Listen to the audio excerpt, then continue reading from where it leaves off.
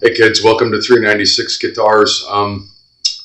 We have a Carlo Robelli Acoustic Bass on the bench today. I think it's an acoustic electric, but it's got a few issues. Let's get to work. Never had one of these on the bench or in the shop, as it were. These things are just like an acoustic guitar, but it's a bass, as you can see. 4 strings, long scale. It is an acoustic electric. We have no door for the battery. I'm not 100% sure what I'm going to be able to do with that, but I do usually have a solution for it, but it requires running a remote battery inside somewhere. If I have the connector, what we're going to do is test this stuff first and make sure that it's friggin' working. Where do we plug in? We got an output jack right there. So probably that's what I should do first. And it's a little tricky because you just put a lead on each one of those and then run, because there's no door, and tape is not usually going to hold it on there because it has to go in and compress the springs. What I have done in the past, and sometimes it works and sometimes it doesn't. My shit's falling down. Just put a lead on it if you can get down in there and get a lead on it. And if you can't, yeah, it's going to be pretty hard to do that. If you can't,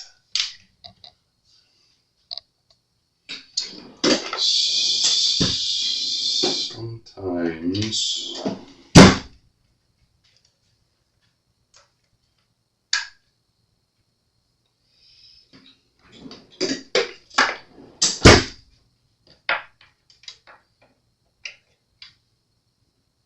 I don't know which is positive and which is negative, and all I want to do is test to make sure that the things work. He didn't say check the electronics, but I do anyway.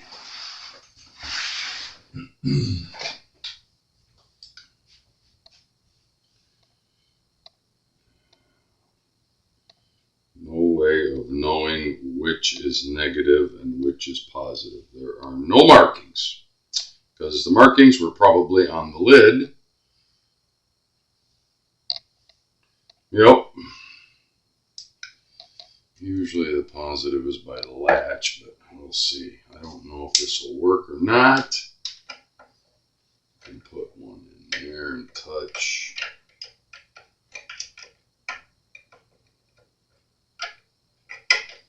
And one in there and touch. If it'll go in the cavity and actually touch. Yeah. You guys are going to laugh at me, I know, but I got to know myself. I really want to know. Inquiring minds want to know. And then, yeah, we'll just throw a battery on it and see. I don't know, maybe it'll make contact, maybe it won't. Maybe. I wonder.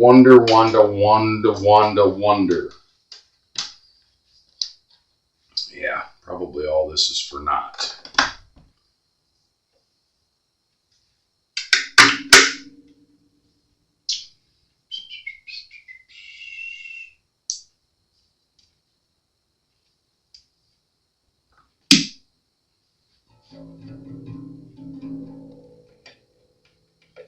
There ain't nothing happening.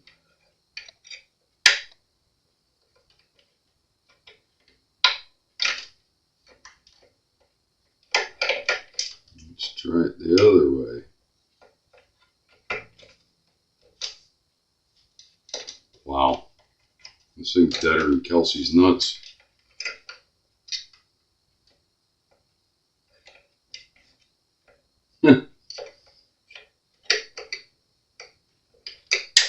You try and try and try. Get in there and touch that damn spring.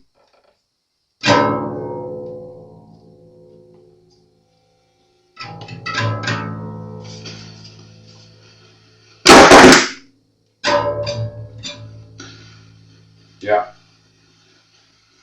Something is screwy because nothing's happening. Like it's not even making a crackling sound. Yeah. I'm gonna say that preamp is kaput.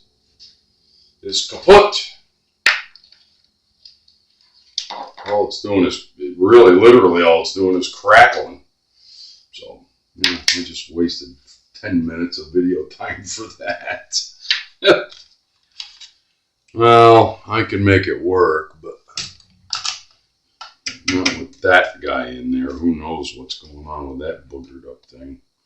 Who knows how old it is? And I am not a fan of these onboard preamps. You are so much better off putting in something like an LR Bags or something and oversimplify it. The whole unit is contained in the output jack. You have a volume and tone control here and a remote battery with connectors that you can change if the battery ever blows up.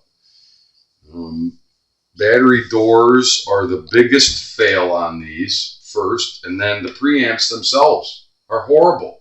They're absolutely horrible, and they're prone to failure, and I don't care what brand you're talking about. Now, you guys can troll me ad nauseum on that fact, but I'm telling you what I know. Yeah, fella. Put my tools back. So right now we're just going to work it as if it were an acoustic, which it is. It's a restring. It's a clean. We're going to do the frets and everything like we normally do. We also have a busted out tuning machine up here. So yeah, that's the first thing we're going to address.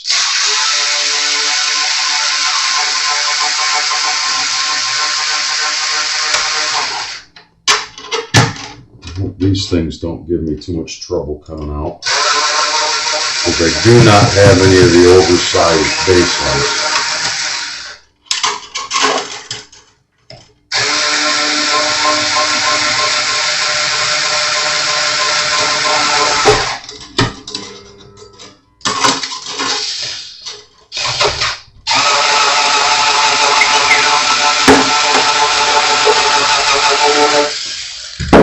String just broke, and yeah, that tuner's wonky, boogery, and there's our nut, because that always happens.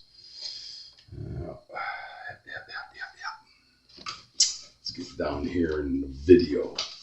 I don't need this plugged in anymore because it is no bueno.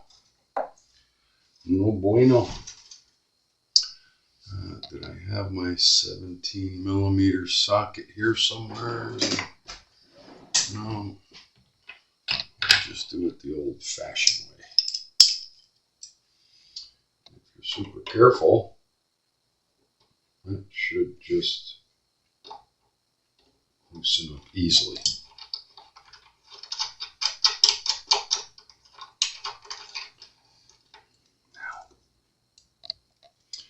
This is where you usually run into trouble because it's pretty close. I might have to whop it out a little bit because this one is interior old school threads. This one is, or exterior old school threads. This one's interior.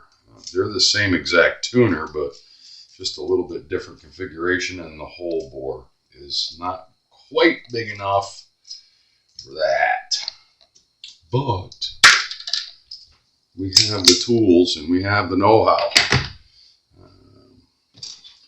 All right, you guys are going to come out of there easily, I'll bet.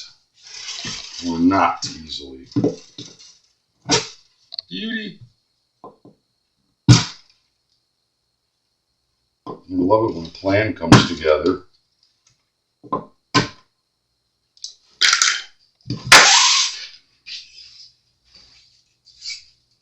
Oh man, these strings, I'm going to need a tetanus shot after playing with these strings. They're so nasty. Yeah. The nut. They always pop off when they get old. Yeah, we'll clean that up and put it back on there. That's pretty easy.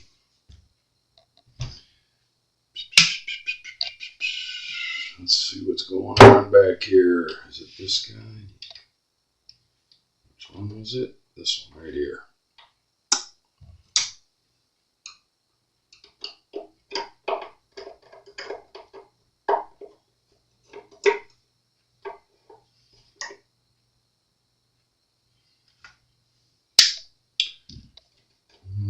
Is that going to fit in there or not? Probably not. Not all the way.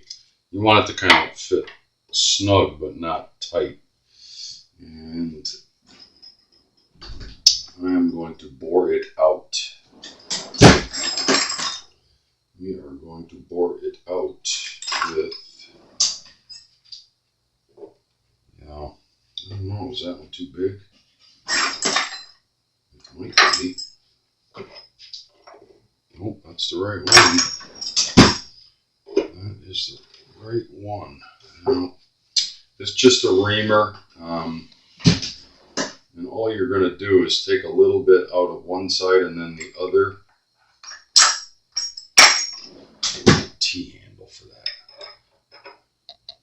And kind of let the tool do the work as always. All we're doing is boring it out slightly or reaming it out.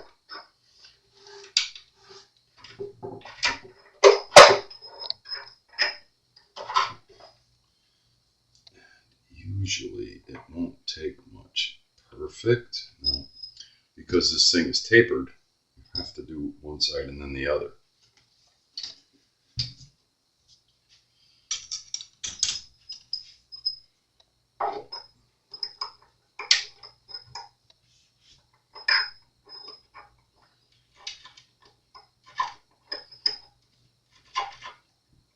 We're not really drilling it. All we're doing is reaming it out, slightly oversizing it to accept the more modern style tuner. And usually that is all it will take. Still a little snug. I can see right there where there's still just ever so slightly some material on the inside.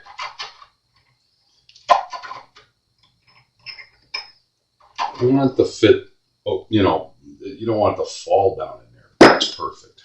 Nice and snug. Put your mute on.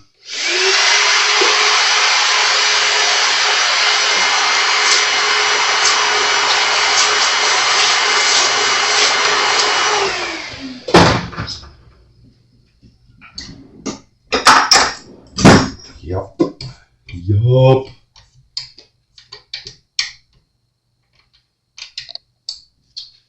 And then, really, after that, switch, this is the new one. It's through, little washer.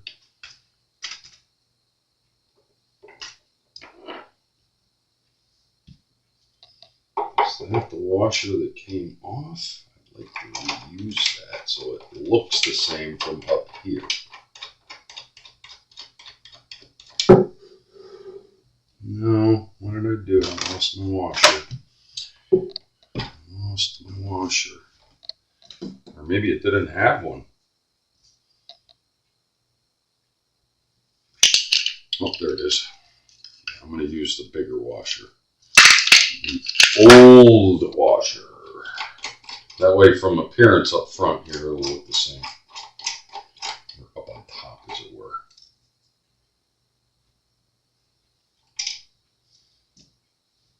Yeah, fella. Well, I was going to do that, but nope. That's a fail. That's a fail. I tried.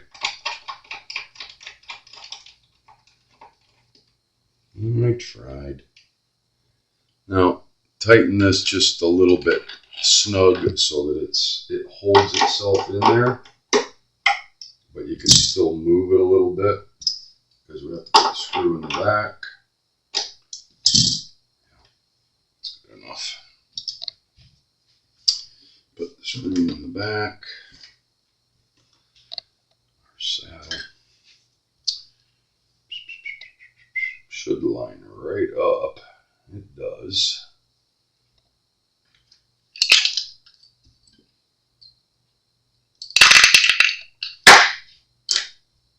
It does.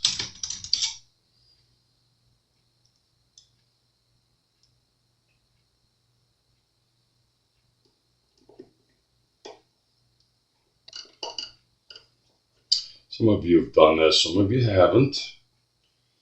This is to benefit those of you that need to know how to do it. So, I think that's the one we just did right there. Yep.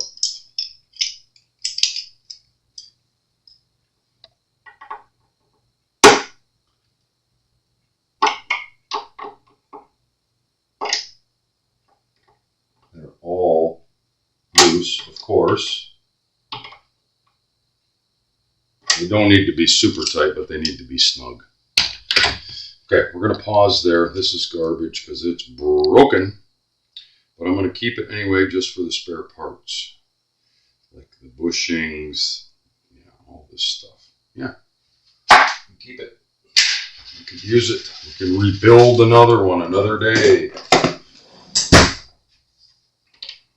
Oh yeah, like the bushings are gone on that one, right there. We're going to take the bushings off of that one and put them on that one. So much for keeping them for another guitar. They're going to get donated right on the same instrument. This is so common. Bushings come apart. They wear out. It's just the little washer. There's a metal lock washer and a little nylon bushing. They always wear out.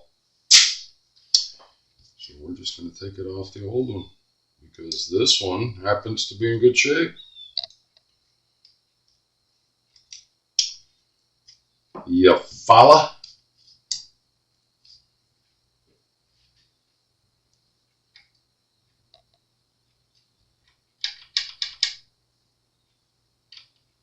And back on you go.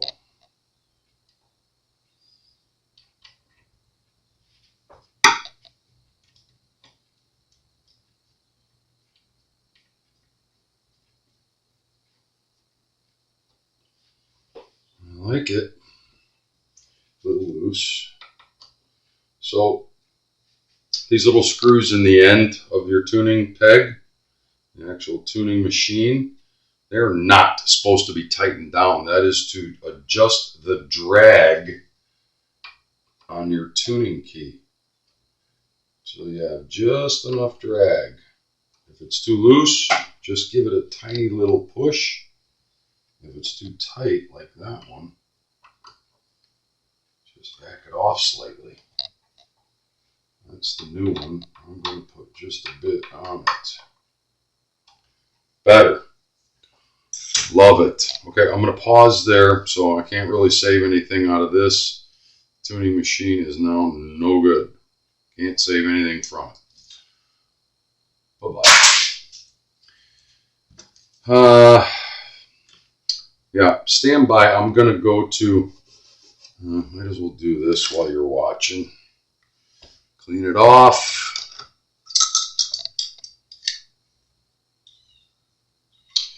All you're doing is cleaning off any residual glue. If there's big clumps, you got to sand it off.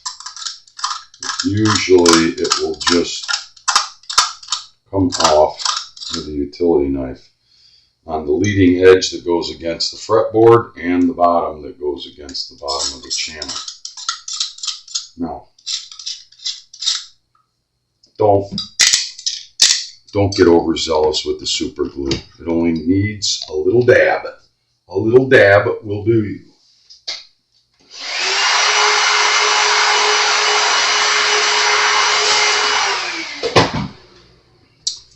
And yeah, that's what I use.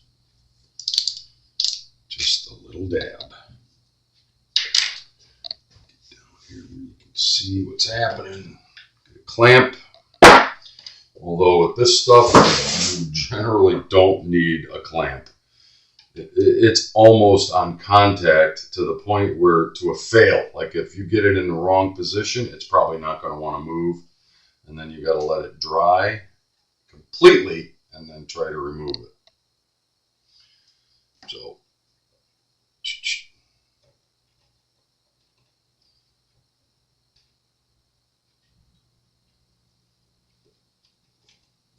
yeah, it does fit perfectly.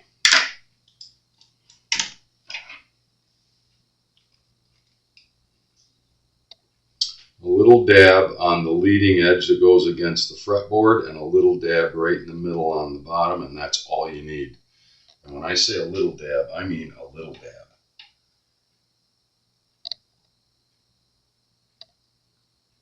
When you think you've got it where you like it,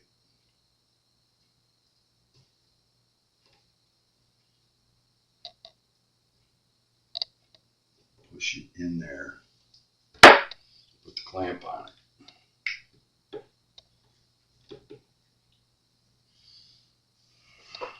Inspect contacts. Yeah. Okay. I'm going to pause there, give that just 5 minutes to kick off. Believe me, it's already kicked off, but I always leave it for 5 minutes and then check it. Stand by. Okay, so we're back. Yeah, in the off time, you can tell I cleaned up the frets like I do, and oiled the fretboard, oiled the bridge because it's the same material basically. So that looks nice and shiny and clean. I also wiped the whole instrument down and I got it mostly strung up. Now, just like an acoustic, it's pretty much the same stuff. You know. Get your pin in. Now up here, just like a regular bass, you're going to estimate 3 pegs. 1, 2, 3. Snip it off. And remember, 2 plus 2 on a bass, these wrap around this way, these are going to wrap around that way. Yeah, fella. And just like everything, watch your pin on an acoustic because it's already trying to pop out. And then go to it.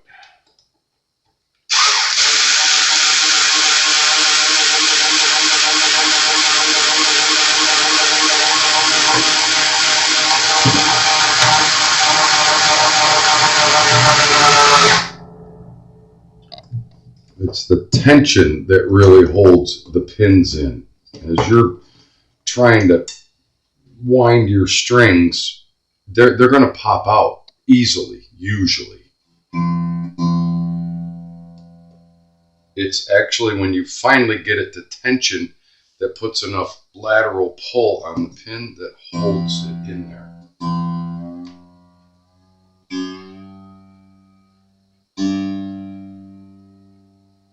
There's our G.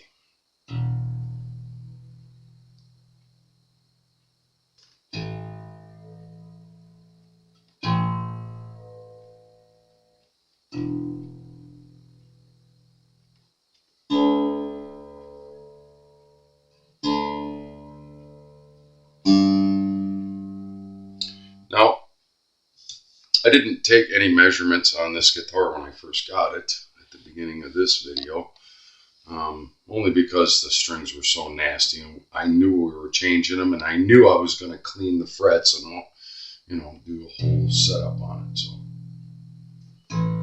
let's just make sure we're holding tune, which we are. all the same rules apply on this as would apply on a, I don't know, a regular acoustic guitar or a regular electric guitar for that matter. We're going to check relief, but on an acoustic, I'm probably more going to rely on I, because these will tend to want to be flatter than, say, I don't know, a regular P bass or what have you.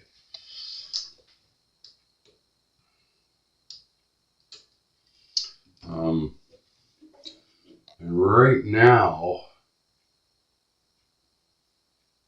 I'm kind of okay with that. It's got just a slight relief in it, but it ain't 12 thousandths. And like I said, on an acoustic, I generally don't go through that exercise. Sometimes I will, sometimes I won't.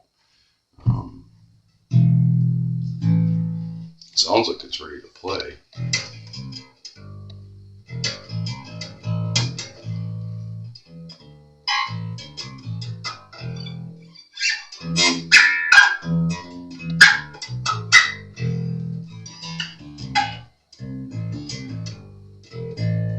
Yeah, pretty cool. String height is something that, yes, we have to pay attention to. And I'm going to go down every note on the board and see if there's any buzzing. Get ready to buzz. This thing is 7,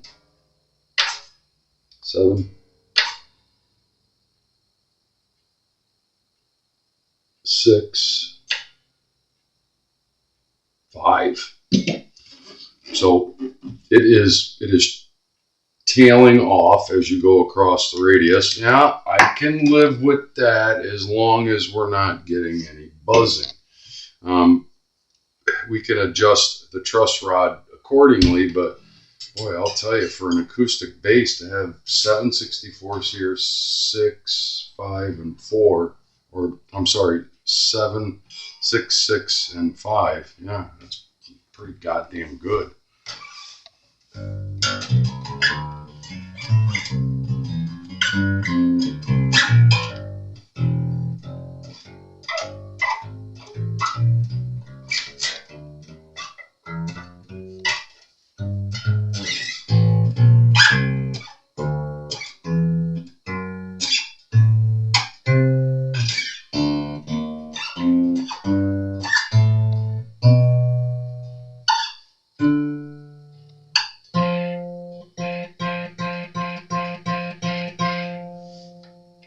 Something's buzzing, and I know it's something in here. It ain't frets, that's for sure.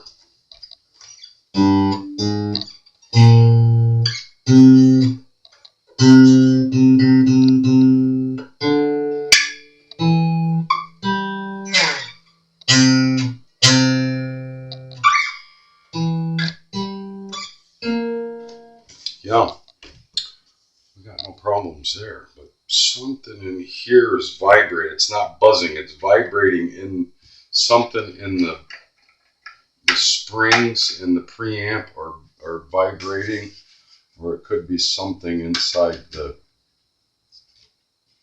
output jack. Yeah, who knows? Who knows? I wonder where the intonation is. Just not that I can do anything with that because it's an acoustic, but well, yeah, I mean, you could if you had to change intonation. If the intonation is off, it's because this isn't placed correctly.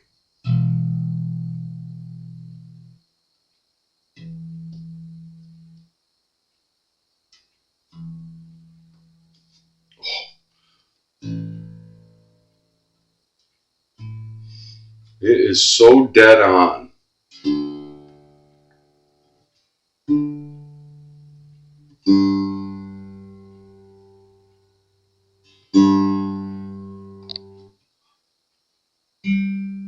Wow. Well-built acoustic bass. I'm going to call that done. This girl is ready to rock.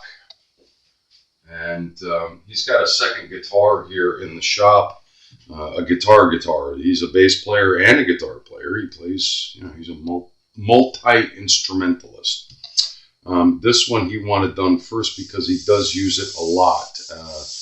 I guess sitting around eating a pot pie at night, he wants to be able to play without worrying about electronics and stuff. It's blackjack with 396 guitars. Hey, I know it's a little bit different angle or higher, but that's because this instrument is about 1/4 of a mile long. Carlo Robelli. I've had one. I owned a Carlo Robelli many years ago. It was an 8-string bass. I owned it way before I knew how to even tune up an instrument. Believe that. Yeah. We'll talk soon. Remember, if you dig what I'm doing, like and subscribe, and please, by all means, share. We'll talk soon.